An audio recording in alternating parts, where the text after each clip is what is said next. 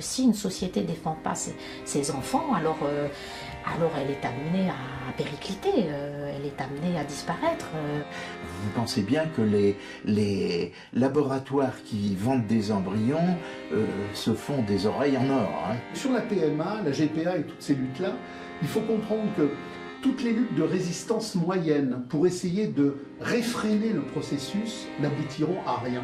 Mettons-nous dans la bataille et c'est le seul moyen de résister. Car celui qui ne résiste pas ne tient pas face au courant qui aujourd'hui emporte tout sur son passage. Il sera question de ce qui est aujourd'hui menacé par une oligarchie criminelle sans pitié qui s'attaque, comme on le sait maintenant depuis quelques années, aux enfants à l'école et dont le projet final en fait est de fabriquer de fausses créatures humaines en laboratoire, faisant fi de toutes les transmissions culturelles et spirituelles que nous avons eu le bonheur en tant qu'humanité complète et diversifiée de vivre depuis le début de cette humanité.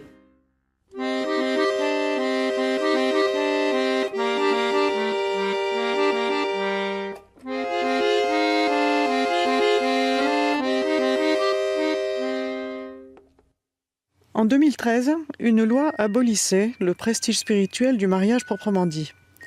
Le côté parodique du mariage gay ne dérange pas ceux qui ont voulu la loi, il s'agissait simplement d'une percée pour une minorité, considérée jusque-là dans toutes les civilisations comme hors norme, mais qui maintenant veut constituer une caste, aspirant à tous les pouvoirs en tant que telle, et imposer sa tyrannie aux autres par un renversement progressif des normes et la modification des lois. Il n'y a pas eu de mouvement populaire, même si on sait qu'il y a des difficultés par rapport au phénomène de l'adoption en France.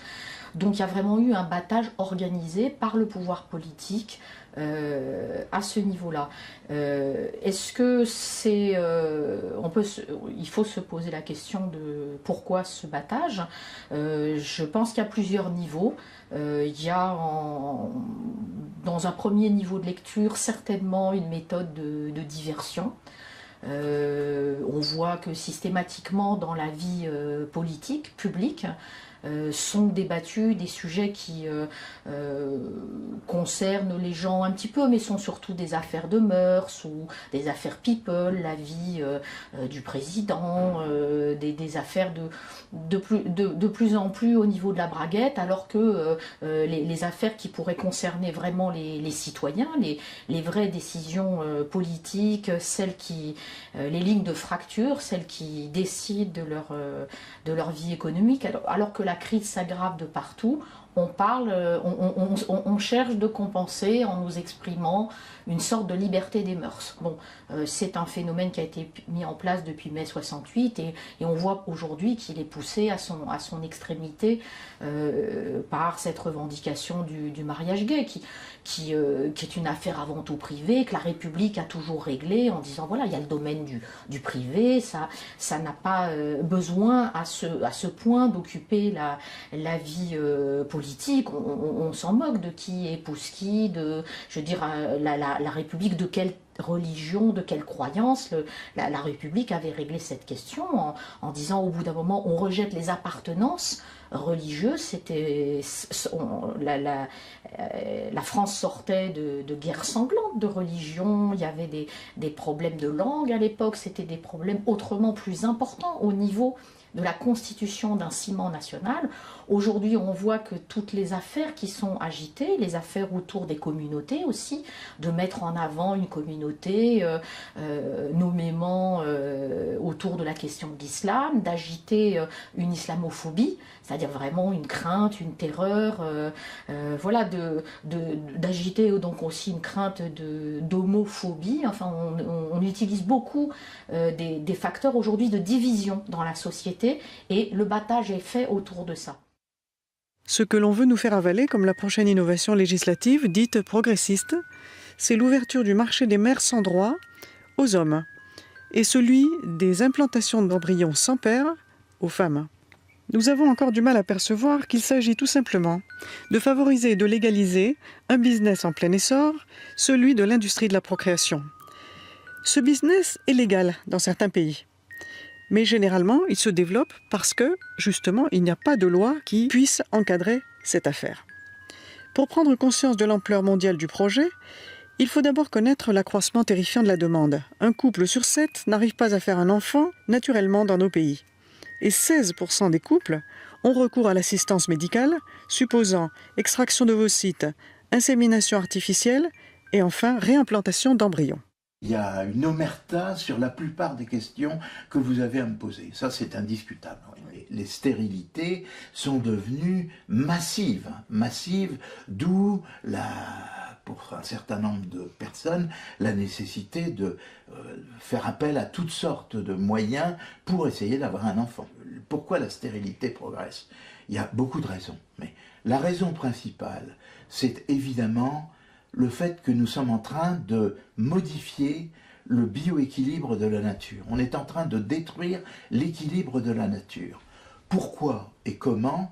Alors, on le fait par les pesticides, mais aussi par l'intermédiaire des contraceptifs oraux et des traitements substitutifs de la ménopause, les veaux engraissés avec des hormones, les poulets engraissés aux hormones. Évidemment, une partie est détruite par les organismes, mais une partie subsiste à des quantités absolument infinitésimales. Mais il faut bien comprendre que certaines espèces sont extrêmement fragiles. On vous a appris très récemment que à peu près 50% des espèces animales avaient disparu dans les 50 années qui nous viennent. Ça correspond à l'arrivée de la pilule. Exactement. Le fait que on déverse des tonnes et des tonnes d'hormones féminines dans la nature fait que les mâles se féminisent. Et des espèces fragiles disparaissent, les tigres deviennent impuissants et ne se reproduisent plus. Et les hommes deviennent stériles. C'est facile à comprendre. On voit dans tous les estuaires, on a fait des prélèvements dans tous les estuaires des fleuves, on a vu que les poissons changeaient de sexe. Les mâles se féminisaient ou devenaient intersexués et n'étaient plus capables de se reproduire. Nous arrivons à une catastrophe écologique à cause de la pilule. Alors, maintenant, vous me dites, pourquoi ? Alors, la stérilité continue d'évoluer parce qu'on continue de faire cela. Et on va continuer pendant des années. Alors, je ne comprends pas les soi-disant écologistes qui racontent qu'ils défendent la nature et qui défendent en même temps la contraception orale qui détruit la nature. Les OGM, on ne sait pas ce que ça va faire. En tout cas, c'est des mutations qui sont en train de se faire. Et même, on n'est même pas au courant. Enfin, je veux dire, on est au courant si on cherche. Autrement, on ne dit pas aux gens qu'il y a des vaccins qui sont fabriqués selon la technique OGM.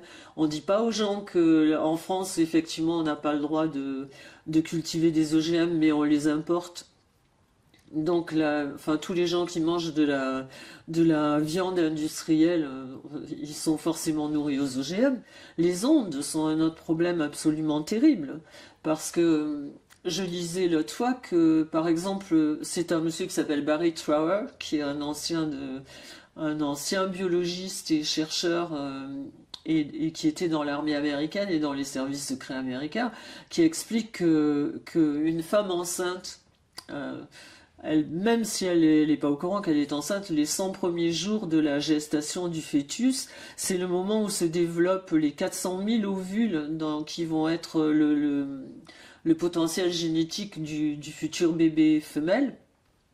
Et la Wi-Fi, si elle travaille en Wi-Fi, si la future maman travaille en Wi-Fi, ça irradie totalement les ovules qui sont en train de se former dans le fœtus. Ce qui veut dire que ça change complètement, ça détruit l'ADN déjà de ces ovules, et c'est pour toutes les générations qui vont suivre que le matériel génétique est foutu. Ils sont extrêmement intelligents, extrêmement doués pour nous faire digérer toutes les pilules de la création, mais d'un autre côté, c'est toujours le même plan qu'ils appliquent. Et c'est la même façon. Ils détruisent les mers de la même façon qu'ils détruisent l'agriculture, qu'ils détruisent l'élevage, qu'ils détruisent le ciel en ce moment, le climat, etc. C'est toujours le même schéma. Donc effectivement, je pense que ils ont mis d'abord ils ont mis la main sur les semences et sur la nourriture. Ensuite, ils ont mis la main sur l'agriculture et l'élevage. Ils ont séparé la production de la reproduction. Et ils ont mis la main sur la reproduction donc des plantes, ensuite des animaux. Et je pense que maintenant, le but, c'est effectivement de mettre la main sur la reproduction humaine. L'infertilité, aujourd'hui, représente un marché international en expansion. Sont impliqués dans un premier temps ce que nous allons pouvoir appeler les différents services officiels de cette industrie. Alors ça va recouvrir, en gros, les cliniques de fertilité, les banques de sperme, les programmes de GPA, et puis les fameuses usines à bébés, comme on a vu en Inde. Car l'Inde n'a pas de limite. Pour multiplier ses chances de réussite, le docteur Bakshi propose plusieurs mères porteuses à ses patients. Et chacune d'entre elles peut accueillir jusqu'à 5 embryons. Tout cela pour 20 000 €, soit 5 fois moins cher que ce qui se pratique partout ailleurs dans le monde. Reka porte le bébé d'un couple d'Australiens. Si l'accouchement se passe bien, la jeune femme touchera près de 2 000 €, 3 fois le salaire moyen indien sur une année. L'infertilité représente une machine à générer du profit.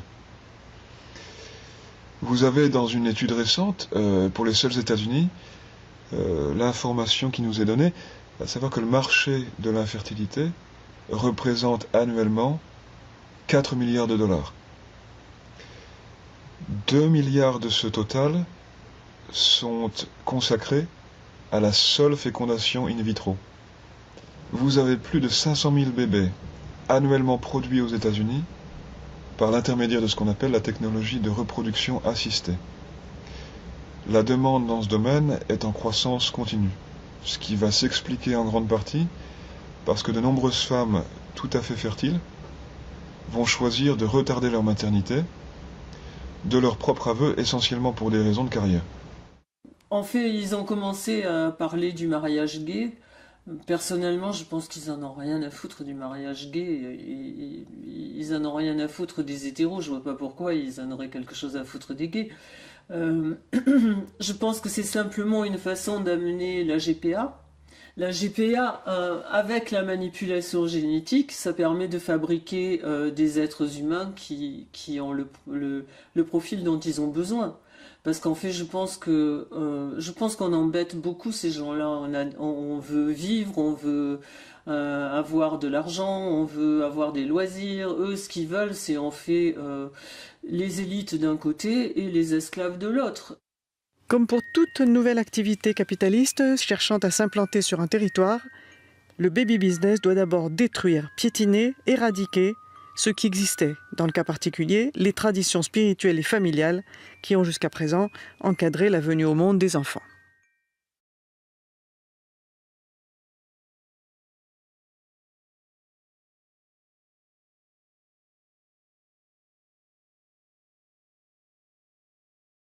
Je suis sûr que si on projetait à la télévision une seule fois ce qu'était un avortement, enfin je veux dire on en fait 250 000 en France, on pourrait bien nous en montrer un quand même à la télévision, s'il y avait une forme d'honnêteté dans les médias.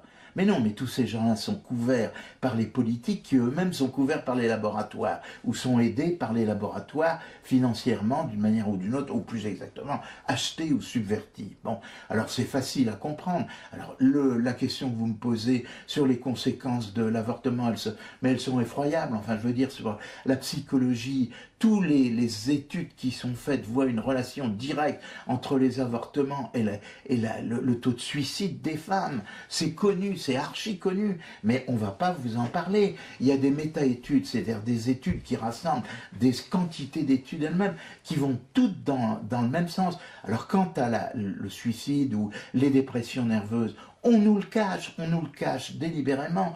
Un avortement peut marquer une femme durant toute sa vie.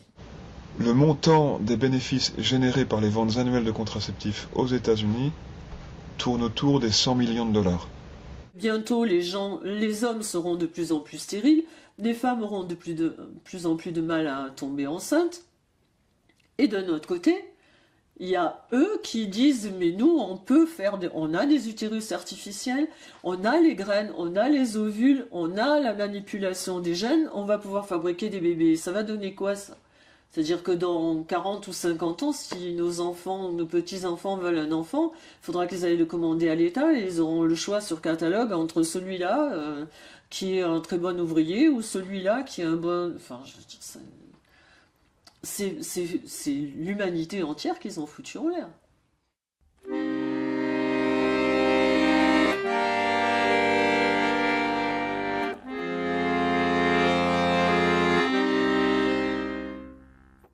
Depuis une dizaine d'années aux seuls États-Unis, en moyenne annuelle, les avortements chirurgicaux, donc sans rien dire, puisqu'on ne le peut pas, des avortements médicamenteux, tournent autour d'un peu plus d'1 million. Vous avez 450 millions de dollars dépensés chaque année pour les seuls avortements de premier trimestre. Le coût annuel des avortements tardifs, donc de deuxième et troisième trimestre, s'élève à près de 400 millions de dollars. Autrement dit, chaque année aux seuls États-Unis, l'industrie de l'avortement engrange quelques 850 millions de dollars sur le sang des enfants conçus. Si vous ajoutez à cela les subventions et contrats gouvernementaux alloués aux fournisseurs de l'avortement, le montant annuel de l'industrie américaine de l'avortement dépasse allègrement le milliard. Nous pouvons donc conclure qu'effectivement l'avortement en tant que tel représente une activité colossalement lucrative. La commercialisation des organes de bébés avortés. Alors on peut, entre autres exemples, prendre celui de l'industrie de la maladie virale. La chose a été délibérément cachée au grand public jusque très récemment. Mais le fait est que la plupart des vaccins dispensés aujourd'hui à travers le monde, donc des vaccins les plus courants, contre les hépatites A et B, contre la varicelle, contre la grippe aviaire, sont élaborés à partir d'organes de fœtus humains avortés. La cabale pharmaceutique mondialiste soutient que les cellules animales ne sont pas aussi fiables, que les cellules humaines diploïdes seraient les seules à faire l'affaire. Alors une contradiction patente devrait ici nous alerter. En effet, d'où proviennent ces cellules ? Réponse élémentaire, nécessairement d'êtres humains. Donc d'un côté, l'avortement ne peut se justifier comme procédure moralement neutre qu'à condition de démontrer qu'il ne consiste pas en l'élimination d'êtres humains innocents conçus. Donc que les fœtus ne sont pas humains. De l'autre côté, la création de vaccins à partir de lignées cellulaires humaines présuppose la dérivation de celles-ci à partir d'organes sources humains, en l'occurrence d'organes fœtaux humains. Nous avons donc ici un problème élémentaire d'application du principe logique du tiers exclu. Si les fœtus ne sont pas des êtres humains, nous pouvons alors en conclure que l'avortement est une activité moralement neutre. Mais si les fœtus ne sont pas des êtres humains, comment alors justifier leur utilisation comme source de cellules dites humaines à l'intérieur du processus d'élaboration de vaccins? C'est ou l'un ou l'autre. Normalement, actuellement, la GPA est interdite. Or, on a cité tout récemment le cas d'un courtier, voilà, qui faisait de la propagande pour la grossesse pour autrui, GPA, en toute innocence et en toute illégalité. Y a-t-il des laboratoires clandestins, illégaux, spécialisés en PMA ? Bien sûr, alors ça, c'est l'Extrême-Orient qui nous amène ça. Essentiellement, effectivement, il y a des pays comme la Thaïlande, beaucoup les Indes par exemple, qui font ça de manière plus ou moins clandestine. Oui, oui. Alors vous avez en ordre décroissant de nombre d'infrastructures médicales officiellement connues, tout d'abord l'Inde, avec ses quelques 26 centres hospitaliers de fournisseurs d'embryons, puis la Chine, les États-Unis, la Thaïlande et l'Indonésie et Israël. Et pour l'Europe, vous avez l'Espagne, le Royaume-Uni et la France, avec comme principale institution en la matière l'hôpital franco-américain de Paris. Donc voilà en gros pour les principaux fournisseurs et exportateurs de fœtus à travers le monde. La première chose qu'il faut effectivement bien comprendre, c'est que les machinations anti-population se fomentent et se préparent d'abord dans les plus hautes sphères des gouvernements et des organisations humanitaires. Il nous faut également bien avoir à l'esprit que la barbarie malthusienne, entre guillemets, humanitaire, est en grande partie financée par l'argent des impôts et par les grands donateurs richissimes aux États-Unis et en Europe. Donc, grâce au programme d'aide étrangère et à la Banque mondiale, les contribuables américains et européens financent, à leur insu ou pas, de très violentes campagnes de stérilisation forcée à travers le monde. Il convient enfin de noter que l'UNICEF profite des catastrophes touchant les pays les plus pauvres pour aller initier des programmes de vaccination en masse. Il y a 2 exemples récents. Le premier aux Philippines, où après le passage du dernier typhon qui dévasta Tacloban et les régions voisines, c'était en novembre 2013, l'UNICEF lança un programme de vaccination de masse avec la distribution de quelques 800 000 doses de vaccins oraux anti-polio. Ce, en dépit du fait qu'aucun cas de polio n'avait été déclaré aux Philippines depuis 1993. Les personnes ainsi vaccinées vont recycler le virus dans les systèmes d'égout, ce qui provoquera finalement la maladie réelle que le vaccin est censé prévenir. Donc c'est toujours la même logique de l'inversion, la même logique du cheval de Troie malthusien à faux visage humanitaire. Même chose également en 2013 avec les 2 millions de doses de vaccins anti-polio achetés par l'UNICEF pour imposer aux réfugiés syriens en Jordanie une opération vaccination de masse similaire à celle des Philippines.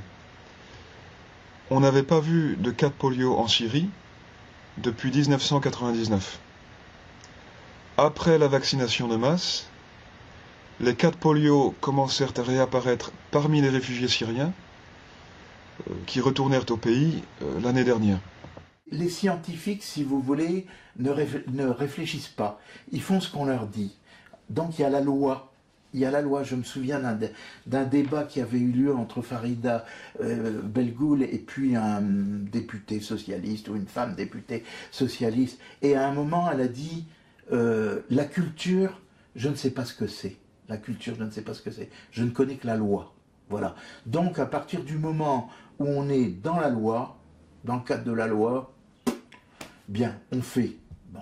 Mais c'est le refus de l'échec qui fait que, ah ben oui, en France, on a le droit de faire 3 fécondations in vitro, si ça ne marche pas, on doit s'arrêter. On continue. Ou une femme qui a 43 ans, 44 ans, qui ne peut plus procréer. Ah, elle est déjà venue, elle est venue il y a 5 ans. Ah oui, on a son dossier. Ah ben oui, on va quand même essayer. L'indice mondial de fécondité a diminué de moitié en 40 ans, périclitant de 6 enfants par femme au milieu des années 70 à 2,9 aujourd'hui. La natalité est donc en chute libre à travers le monde. Alors, n'en déplaise aux sonneurs d'alarme malthusiens, prétextant la lutte contre la dégradation de l'environnement et celle contre l'épuisement des ressources naturelles. À part quelques exceptions, la plupart des pays, tant industrialisés que sous-développés, affichent un taux de fécondité inférieur au seuil de renouvellement.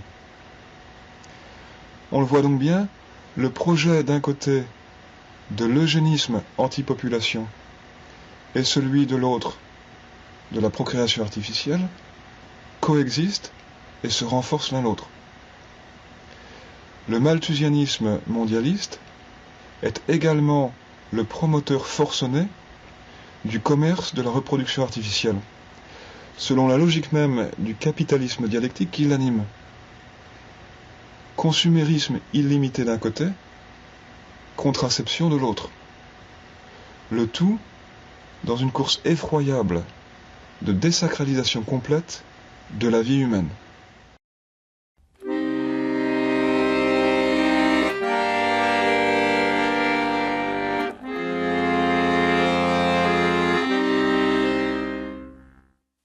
L'adoption internationale, très à la mode jusqu'à ces dernières années, est un fiasco. Les enfants sont bien souvent volés à leurs parents, comme au Pérou, à Madagascar, ou bien ils souffrent de toutes sortes de maladies. Il y a des pays gangrenés par la traite, tels le Vietnam, le Cambodge, la Chine, le Népal, Haïti, l'Éthiopie. Voilà comment on arrive à des chiffres effarants. Par exemple, au Guatemala, l'exportation d'enfants rapporte autant que celle des bananes, principale richesse du pays. Depuis son entrée dans l'OTAN, la Roumanie autorise à nouveau l'exportation des bébés. Mais de nouveaux gouvernements ont retrouvé la fierté de vouloir garder leurs futurs citoyens chez eux, telle la Russie ou l'Inde, où 75% des enfants adoptables sont désormais adoptés dans le pays. En Afrique, on voit le pays qui a commencé à faire ce travail, c'est l'Afrique du Sud. L'Afrique du Sud a été un laboratoire où tout était permis. L'Afrique, donc, c'est une zone de non-droit, une zone où on va puiser des richesses, des minerais, des zones où on fait de l'expérimentation. Et là, on doit revenir encore pour nous faire avaler cette histoire de la traite de l'être humain. Ça, c'est la chose la plus grave. On revient encore 450 ans en arrière. En France, l'affaire de l'Arche de Zoé, concernant des enfants volés dans une région frontalière du Darfour en guerre et censés être adoptés en France, a révélé ce qui se passe sur tous les terrains en conflit. Adoption, usine à bébés avec mère porteuse, ou fabrication pure et simple d'embryons ou d'enfants destinés aux usages les plus ignobles, ce sont les mêmes réseaux, soutenus par les mêmes idéologues. Il s'agit de développer, grâce à la technologie de pointe occidentale et israélienne d'abord, la prostitution et le viol de femmes misérables pour donner lieu au trafic d'enfants également méprisés. L'histoire qu'on a vue au Tchad, l'Arche de Zoé, ça montre quoi? C'est vraiment un laboratoire à ciel ouvert où on peut aller chercher sa marchandise sans craindre quoi que ce soit, parce qu'il y a la connivence, il y a la complicité des autorités qui en leur donnant une somme, et ils ferment les yeux, comme j'avais expliqué, le service des renseignements de la RDC, le service, la DGM, donc la Direction Générale de l'Immigration, qui travaille pour permettre à ces Libanais qui viennent en RDC, en Côte d'Ivoire, sortir des femmes et créer, vous savez, la pornographie dans sa grande bestialité fabriquée par des Libanais.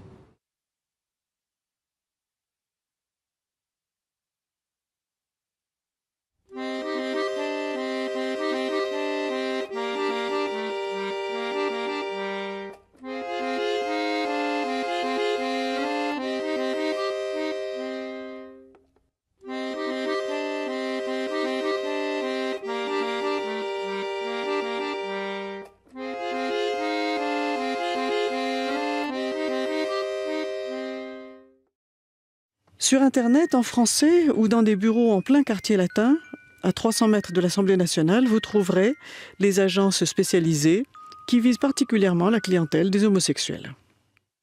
Alors à tout seigneur, tout honneur, entre guillemets, commençons par accuser tous les gouvernements occidentaux. Tous sont en effet impliqués aux avant-postes du projet mondial de réduction de la population, qui est un des piliers du nouvel ordre mondial.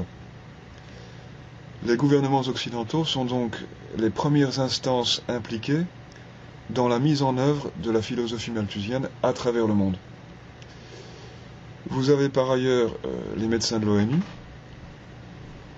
la caste des médecins du secteur public regroupant donc différentes cabales associatives médicales nationales, la Fondation Rockefeller, la Fondation des Gates, la Fondation des Nations Unies. Vous avez encore le réseau de fondations créé par le philanthrope milliardaire George Soros.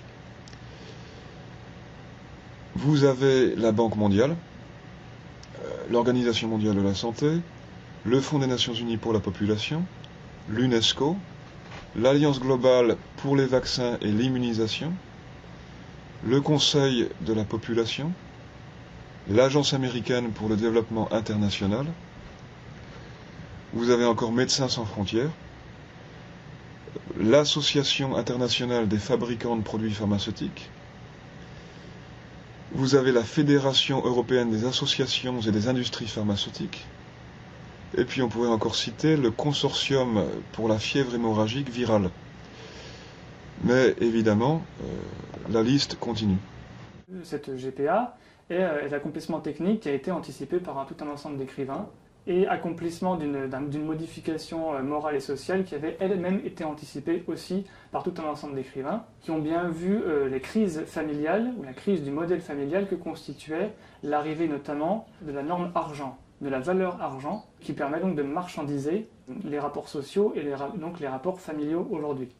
La possibilité technique du bébé éprouvette ne mène pas à cet accomplissement de la maternité de femmes qui seraient frappées par le destin, mais il sert en réalité, il servira surtout à une industrialisation de la production des enfants telle que l'a anticipé de manière extraordinairement frappante Aldous Huxley dans Le meilleur des mondes.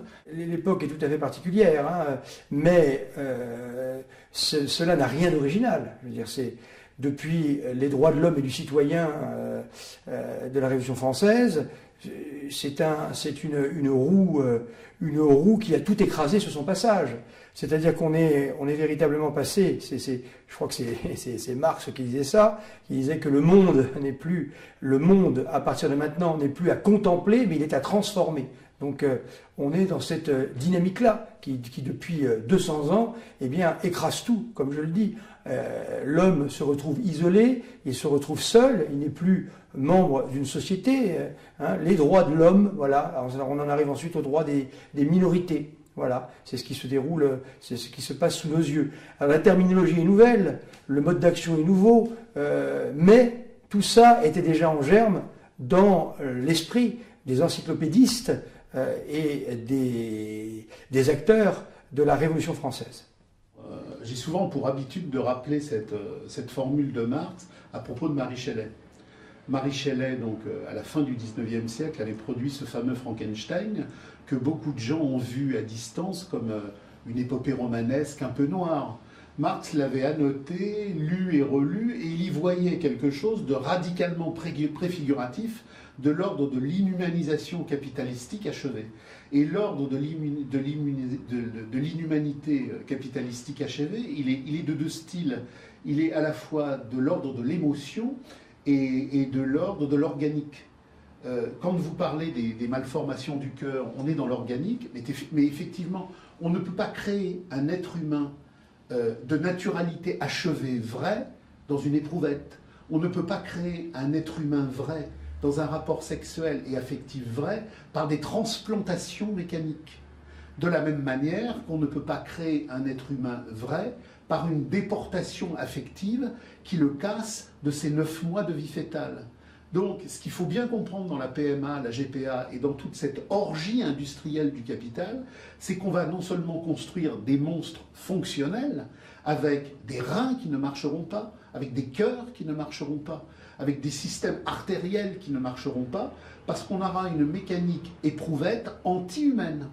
C'est-à-dire des gens qui ont un QI de grenouille et qui en même temps ont soit des muscles de Terminator, soit sont très doués en informatique, soit enfin, je ne sais pas exactement ce qu'ils veulent fabriquer. Mais en tout cas, ça permet de fabriquer ce qu'ils veulent.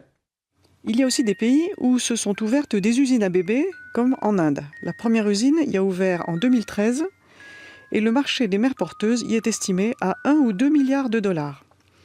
C'est la demande des pays occidentaux qui explique ce boom au départ, mais ça se développe dans le monde entier. Il y a une grande demande dans les classes moyennes de beaucoup de pays. Cela n'est permis que par les nouvelles technologies d'extraction d'ovocytes et d'implantation d'embryons. C'est très récent. Actuellement, vous pouvez vous acheter un gosse pour moins de 20 000 $, dont moins de 8 000 pour la mère porteuse. Le Moyen-Orient, et plus précisément Israël, est à la pointe du supposé progrès. Et l'on veut nous faire croire que les enfants achetés comme des chiots et fabriqués en laboratoire comme des robots seront les enfants de vos rêves. Les Israélites, le peuple choisi à l'origine, avait une vocation bien particulière. Le bon Dieu, quand il donne une mission à quelqu'un, lui donne tout ce qu'il faut pour aller au bout de cette mission. Et ils avaient pour eux d'être des accélérateurs de l'histoire, des agitateurs en quelque sorte. Et tout cela devait être mis, évidemment, au service de la révélation nouvelle, au service de Jésus, le nouveau roi des Juifs et roi de l'univers, ni plus ni moins. Comme Jésus n'a pas été reconnu par un grand nombre d'Israélites, eh bien, ils ont conservé cette faculté d'accélérer les choses, d'accélérer les idées. Et c'est ce que nous pouvons constater aujourd'hui. C'est très ambivalent. Vous avez à la fois un mouvement d'accélération et qui fait que les idées mauvaises se propagent, et en même temps vous avez des juifs fidèles qui essayent de protéger la loi de Dieu et qui sont aussi outrés par tout ce qui se passe. La situation israélienne est très compliquée. Véritablement, il n'y a pas d'unité. On ne peut pas dire ça. Il y a d'un côté des juifs très religieux, il y a de l'autre côté un mouvement qui est issu du sionisme originel et qui est un mouvement athée. Je suis toujours très frappé quand on rencontre des juifs aujourd'hui qui ont participé à la création d'Israël, ce sont des juifs athées. Comme disait avec humour Woody Allen, Dieu n'existe pas, nous sommes son peuple élu. Il y a assurément un énorme trafic d'enfants à travers l'Afrique. Et la chose est bien protégée. Alors comprenne qui pourra, je n'en dis pas plus aujourd'hui. En 2011, scandale au Nigeria, des mères essentiellement adolescentes ont effectivement été forcées d'abandonner leurs bébés nouveau-nés, donc venus à terme, à des trafiquants d'enfants, donc pour les vendre. Ce qu'on ignore souvent dans cette histoire, c'est que l'opération fut organisée par l'intermédiaire d'une clinique collaborant avec des services internationaux pour l'adoption. Alors, d'après le témoignage des jeunes femmes rescapées, nous savons que les mères de petits garçons reçurent entre 180 et 200 $ pièce une fois l'opération de vente terminée.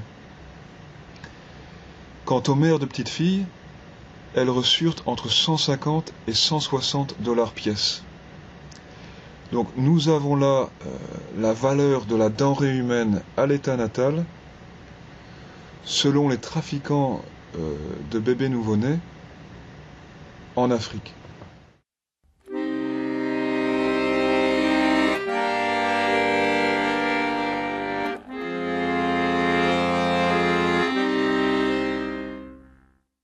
Que deviennent ces enfants de la haute technologie?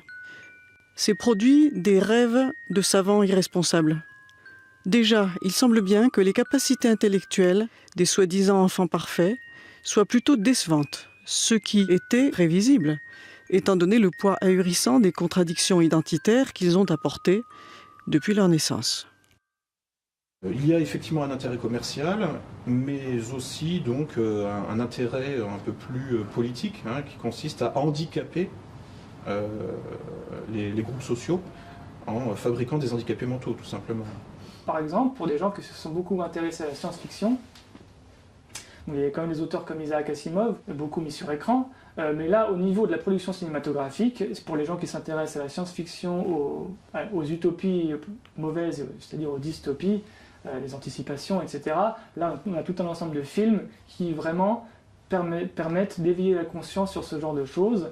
Quand on analyse, par exemple, un film comme Matrix, quoi qu'on en pense, ce film met en scène l'humain robotisé, l'humain soumis aux machines. Pour comprendre la situation actuelle de façon un peu ludique, il y a deux choses à lire. C'est Le meilleur des mondes, Aldous Huxley, et puis 1984 de George Orwell. Bon, là, je dis des platitudes, mais aujourd'hui tout le monde le sait, j'enfonce des portes ouvertes. 9 bébés, apparemment nés de différentes mères porteuses, mais qui pourtant n'ont qu'un seul père. Un scandale d'enfantement en série qui éclabousse la Thaïlande. L'homme est soupçonné d'avoir eu une dizaine d'enfants avec des mères porteuses dans le but de les revendre à leur naissance. Un véritable projet d'usine à bébés. Identifié grâce à un échantillon d'ADN remis par son avocat à la police thaïlandaise, il n'est autre que le fils d'un milliardaire japonais, fondateur d'une société de télécom.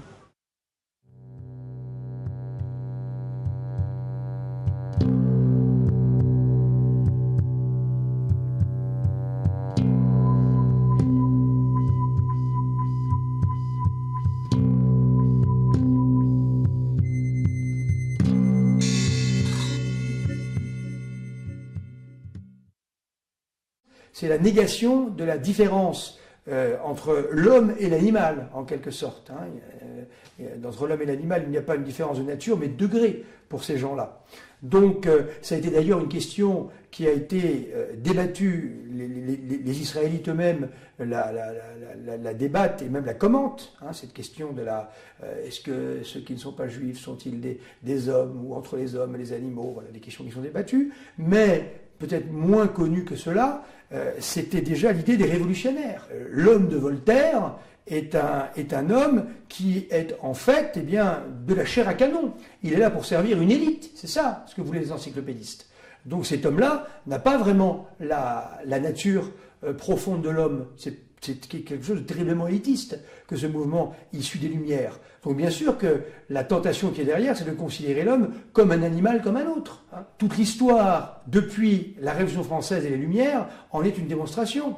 Je vous rappelle la célèbre phrase de Napoléon qui disait concernant la conscription, j'ai autant de chair à canon, autant de matière conscriptible, disait-il. Donc ça voulait dire véritablement que l'homme n'est plus qu'une masse au même titre que des bovins ou que les animaux.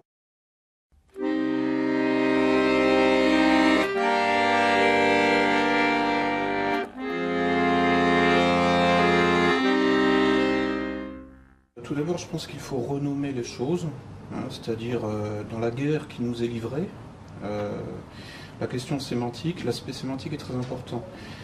Moi je pense que plutôt que de parler de GPA, il faut parler de prostitution utérine et utiliser ce terme à chaque fois pour sortir du côté un peu lénifiant et faussement altruiste, puisque GPA c'est l'acronyme de gestation pour autrui. Donc on a l'impression que c'est généreux, que c'est gestation, voilà, on va faire pousser quelque chose et ensuite on va le donner en cadeau. Enfin bon, il y a tout un univers de connotations qu'il faut absolument écarter pour nommer les choses telles qu'elles sont. C'est du commerce, c'est pas altruiste, c'est pas un don, c'est de la prostitution, ni plus ni moins. C'est-à-dire qu'au-delà de la prostitution, déjà connue, qui est celle du vagin, là on va encore plus loin, on va louer l'utérus, comme le propose Pierre Berger, qui va très loin dans l'exploitation capitaliste du corps des femmes, puisqu'il reprend même une phraséologie un peu marxiste. On va mettre en location le ventre des femmes, comme les ouvriers louent leur force de travail, louent leurs bras. Donc on voit bien qu'on est dans une perspective qui est strictement commerciale, qu'on appelle aussi en fait la marchandisation du vivant, et qui passe par son artificialisation, puisque la nature est gratuite. Si l'on veut que tout soit tarifé, que tout soit payant, il faut détruire la nature. On n'a pas le choix. Pour justement en fait la reconstruire sur de nouvelles bases, depuis donc des bases mercantiles, où tout sera tarifé, y compris l'air que l'on respire, y compris l'eau que l'on boit, etc., etc. Expliquez-moi pourquoi tout d'un coup ils seraient vraiment complètement, affectés par le problème des gays qui ne peuvent pas procréer, etc. Je ne vois pas pourquoi ils en auraient quelque chose à foutre. Sérieusement. C'est juste que ça permet de faire passer la pilule. Donc on a mis en nous des tas de réflexes conditionnés, et ces réflexes, il faut les chercher pour justement ne pas être esclave de ce système.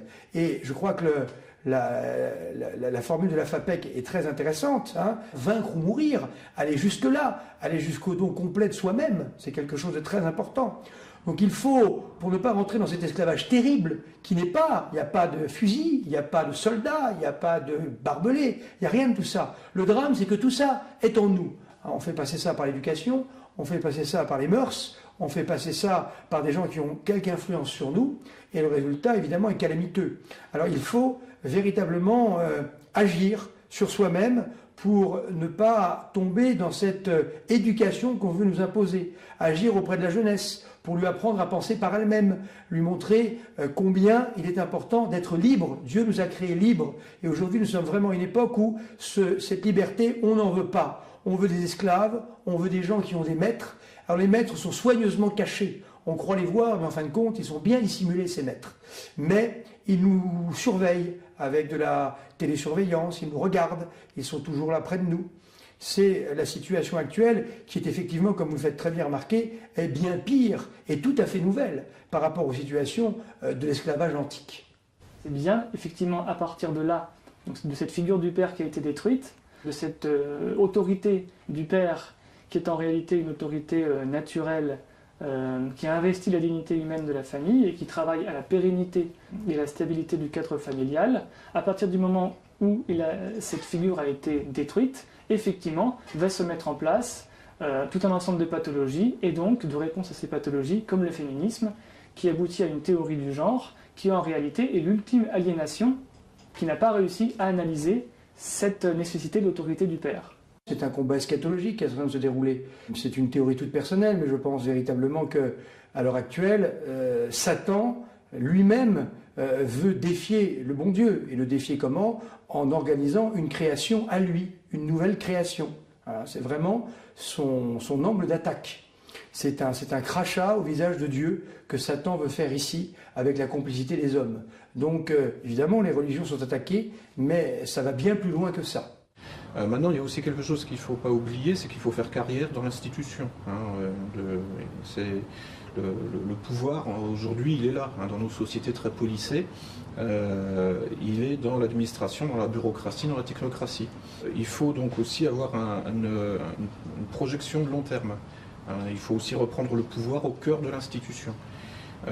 C'est d'ailleurs ce qui terrorise le pouvoir actuel en France dans l'initiative de Farida Belgoul, puisque elle ne se contente pas de faire des manifestations ou d'y participer, ce qui est en soi très utile. La Manif pour tous a porté des fruits, aussi en termes de guerre culturelle. On a vu qu'on était nombreux contre la marchandisation du vivant, ce qui était d'ailleurs le slogan de la dernière Manif pour tous. Maintenant, ensuite, c'est vrai qu'il faut aussi reprendre le pouvoir au cœur de l'institution, et les initiatives de Farida Belgoul, à ce titre, sont extrêmement pertinentes. On mesure une chose à ses effets, l'arbre à ses fruits. Je veux dire, les brimades dont elle est l'objet prouvent le danger qu'elle représente, et que représente le fait de s'inscrire dans un champ, effectivement, institutionnel. Mais il faut aussi faire ce qu'on appelle aussi de l'entrisme en quelque sorte, c'est-à-dire faire carrière au cœur du système, même s'il est complètement vérolé, pourri, pour en reprendre le contrôle aussi de l'intérieur. La nouvelle création est une création à l'image de Satan. Souvenons-nous que la création originelle, c'est une création où il y a l'homme et la femme, bien distinctes. Là, nous avons affaire, Dieu, en créant les anges, ne les a pas créés sexués. Il n'y a pas d'homme ni femme chez les anges. Chaque ange est une race à part entière. Donc la création de Satan doit être une création tout à fait nouvelle, où il n'y a ni homme ni femme, justement. C'est ce que nous voyons sous nos yeux. Donc quel est votre moteur? La vérité, tout simplement. La vérité et puis l'autonomie intellectuelle. George Orwell, je crois, a dit « La liberté, c'est la liberté de dire que 2 + 2 = 4 ». En fait, la liberté, c'est la liberté de dire la vérité. On se rend compte que tous les systèmes de domination intellectuelle, tous les systèmes d'écrasement des peuples commencent par un mensonge inaugural. 2 + 2 = 5. Donc, ce qui me motive, c'est que je ne supporte pas. Enfin, c'est un pathos aussi. Je ne suis pas un pur esprit platonicien. Je ne supporte pas qu'on rentre dans ma tête sans mon accord. Et à ce titre, je peux parfaitement me rejoindre des croyants qui ressentent exactement la même chose. Farida, elle a mis les pieds dans le plat, et heureusement, parce qu'on était en train de se faire empapaouter comme d'habitude, rouler dans la farine et puis voilà. Mais c'est le problème, c'est qu'il faut quelqu'un comme Farida dans tous les domaines qui soit un sniper. Parce que sinon, on se fait rouler dans la farine et puis voilà, c'est jamais dit ce qui est en train de se passer. Le principe général, c'est l'abus de confiance. Voilà. On appelle ça aussi démagogie, hein, c'est le vieux terme. Séduction, mais bon, là, en l'occurrence, c'est même c'est la séduction pour détruire. Hein, c'est pas de la séduction bien intentionnée qui existe aussi. C'est pour ça, bon, moi, je vais sur ce genre de méthodologie, d'approche, hein, qui peut paraître un peu sèche, un petit peu rationaliste. Mais l'avantage, c'est ça, c'est qu'avec un ou deux termes, on résume, c'est le principe de la philosophie aussi, hein. C'est avec un concept, vous pouvez décrire le cœur de plusieurs, d'une quantité de dizaines de situations, avec un ou deux mots, avec un kit, c'est une sorte de kit mental, quoi.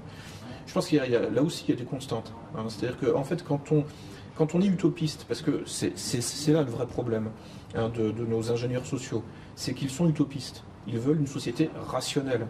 On lit Thomas More, Utopia, etc. Bon, et puis toutes plus exactement, en fait, le vrai terme c'est dystopie, le terme littéraire. Mais en général, au nom d'une utopie, hein, et donc de Lendemain qui chante, en réalité, on réalise quelque chose qui est plutôt dystopique, hein, qui est plutôt destructeur et pas viable de toute façon. Donc autodestructeur aussi. Le seul conseil que j'ai à donner, c'est arrêter de croire ce qu'on vous dit, allez regarder par vous-même. Je veux dire, encore, on peut encore, là, c'est pas sûr que ça va continuer, puisque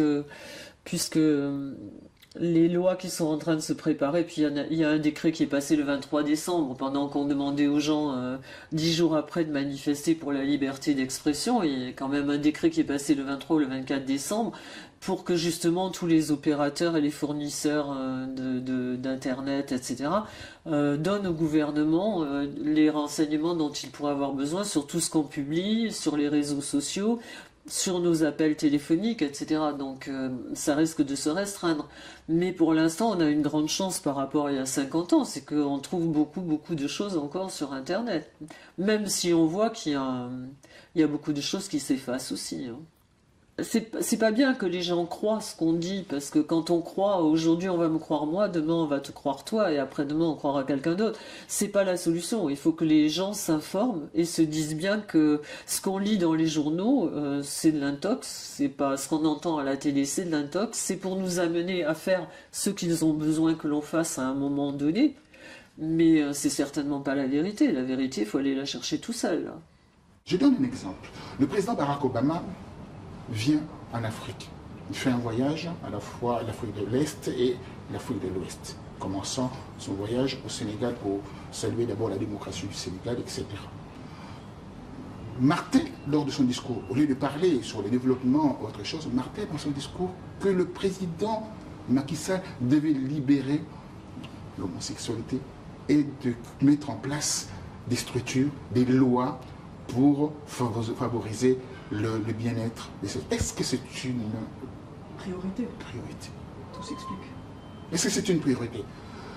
La réponse a été cinglante, lapidaire, en disant que nous devions aller tout doucement par rapport à nos traditions. Il y a des us et coutumes et traditions.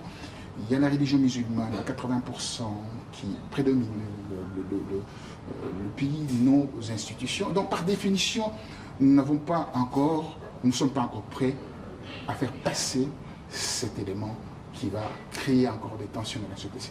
Prenez notre temps. Mais la pression est là. Ces femmes sont en effet transformées en vulgaires objets de location, purement et simplement.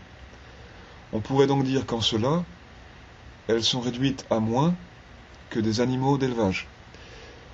Ainsi déshumanisées, elles deviennent, avec leurs enfants, exploitées et commercialisées comme de la vulgaire denrée, les esclaves du marché ultralibéral absolutisés.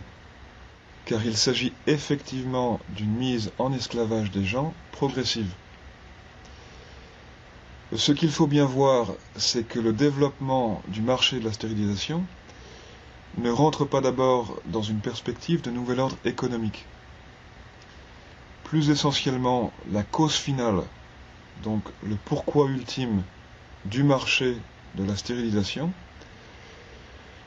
c'est de créer les conditions idéologiques optimales à l'acceptation, à la normalisation mondiale de la procréation artificielle. Il s'agit donc à la fois de nouvel ordre économique faussement philanthropique et de nouvel ordre reproductif mondial. Alors, question de bon sens qui nous vient tout de suite à l'esprit, pourquoi s'en prendre à la procréation naturelle? Réponse qui va droit à l'essentiel, précisément parce qu'elle est un ordre divin. La procréation réelle, qui est la procréation naturelle, est la manifestation d'un ordre divin sous-jacent. Or, le nouvel ordre humain est un nouvel ordre fondé sur l'illusion de la vie sans Dieu. C'est surtout le bon sens qui me guide, parce que j'ai pas quand je démarre sur un sujet, je n'ai pas de connaissances particulières sur ce sujet. Juste, je pense que je suis quelqu'un d'un peu logique, qui n'a pas peur de rechercher pendant des heures et des heures. Donc on finit par trouver les choses, parce qu'en fait, tout est dit, c'est simplement qu'on ne veut pas l'entendre et qu'on ne le sait pas diffusé aux heures de grande diffusion, mais je veux dire, on le trouve dans les brevets, dans les trucs, on voit bien ce qui se passe. Si pendant que vous enlevez, vous rendez les gens dépendants des semences que vous fabriquez, que vous leur enlevez toutes les cultures vivrières et que les séquences ADN de toutes ces graines qui sont le patrimoine de l'humanité, qui font que l'humanité, depuis le début, les gens arrivent à vivre en autarcie, à se nourrir, etc. Si vous leur enlevez tout ce patrimoine et que d'un autre côté vous faites un coffre-fort en Alaska dans lequel vous mettez toutes les séquences ADN de ces graines que vous supprimez aux gens dans leur pays, c'est bien que vous avez une idée derrière la tête. C'est quand même pas un truc anodin d'aller voler les séquences ADN, enfin d'aller voler les plantes de tout le monde et de les mettre dans un coffre-fort dont vous seul avez la clé. Bien sûr qu'il faut informer le plus possible, il faut diffuser, mais avec humilité et sans prétention narcissique à croire que c'est ça qui est décisif.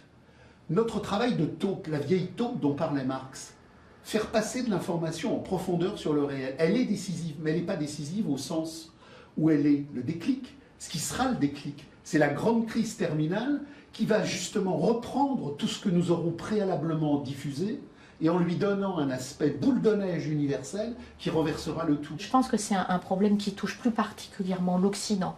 Et je crois que quand même dans d'autres parties du monde, il y a à ce niveau-là une plus grande conscience ou peut-être des liens qui sont restés plus forts entre les êtres humains. La première des choses est de reprendre confiance et de refuser ce qu'ils nous proposent. Alors, rien n'est jamais irrémédiable en ce monde, heureusement. Alors nous, en plus, qui sommes croyants, qui sommes chrétiens ou d'autres confessions, eh bien, nous savons très bien que tout peut toujours être freiné, bien sûr. L'exemple biblique est typique.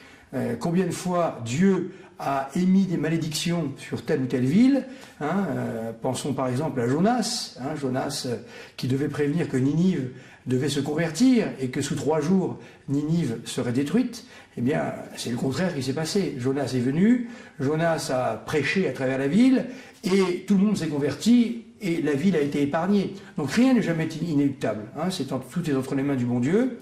Mais seulement, une chose est certaine, c'est qu'il faut lutter, il faut combattre. Et combattre en prenant des risques. Si on ne prend pas de risques, rien ne se passera, bien évidemment. Et le grand danger actuel, c'est celui-ci, c'est que les gens pensent qu'il suffit bien de faire une manifestation, voilà, on a pris un billet de train assez cher, on a été à Paris, on y a passé la journée, on rentre le soir chez soi et ça y est, tout est terminé. Non, la bataille sera ça sera plutôt, la guerre sera longue, ce seront des séries de batailles qui peuvent être gagnées au pied à pied. Et là, oui, tout est possible. Donc il ne faut absolument pas se décourager, mais se lancer dans la bataille avec zèle et courage. Écoutez, de toutes les façons, le bon Dieu a mis en nous une conscience, même si aujourd'hui elle est tellement étouffée qu'on se demande parfois si elle est véritablement là, mais la conscience est là. C'est comme quand on doit atteindre un point très loin. On doit aller, je ne sais pas moi, on doit aller à une ville très éloignée, on est à pied, on va marcher. Chaque fois que l'on regarde cette ville, on se dit « Ah, qu'est-ce que c'est loin ? Qu'est-ce que c'est loin ?» plus que 400 km à faire à pied. Ceux qui sont des pèlerins le connaissent très bien, cette situation-là. Eh bien, c'est pas ça qu'il faut regarder. Il faut regarder les étapes intermédiaires. Chaque fois qu'on fait comprendre à quelqu'un que le rôle du père de famille, qui n'est pas un rôle d'autoritarisme, mais qui est au contraire le rôle de l'amour par excellence, hein, en régime chrétien, c'est celui qui se sacrifie pour sa famille, le père de famille. Quand on arrive à faire comprendre tout cela à des jeunes, à des enfants, à de jeunes couples qui sont très demandeurs de tout ça, eh bien, la bataille est en quelque sorte, en train d'être gagnée. Si l'on part en se disant qu'il faut aboutir à cette finalité-là et que l'on ne regarde que ça, on est découragé effectivement. Donc il faut regarder les étapes intermédiaires, se dire que ces étapes intermédiaires, on peut les atteindre, et se dire aussi cette chose extrêmement importante. Dieu n'exige pas de nous la victoire. Ce que Dieu veut, c'est que nous nous battions. Voilà. Mettons-nous dans la bataille, et c'est le seul moyen de résister. Car celui qui ne résiste pas ne tient pas face au courant qui aujourd'hui emporte tout sur son passage.